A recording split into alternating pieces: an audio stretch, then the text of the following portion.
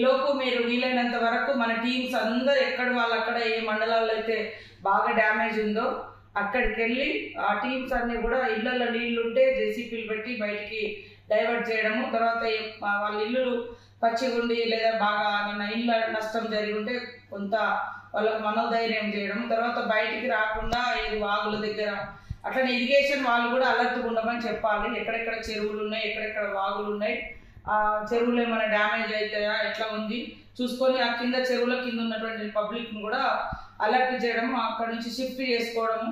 తర్వాత అందరు అధికారులు వాయిస్ రికార్డ్ చేసి ఆ మండలాల్లో అన్ని గ్రామాలకు చేరేటట్టుగా, తడిసిన ఇళ్లలో ఉండద్దు. అదేవిధంగా కరెంట్ పోల్స్ కూడా ఎలక్ట్రిసిటీ వాళ్ళు కూడా అలర్ట్గా ఉండాలి.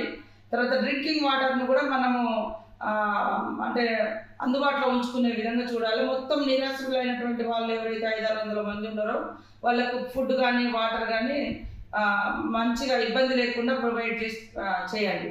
తర్వాత R&B/PR వాళ్ళు కూడా ఎక్కడెక్కడ డ్యామేజ్ అయినాయి అవన్నీ తిరిగి అవన్నీ నోట్ చేసుకోమని చెప్పండి.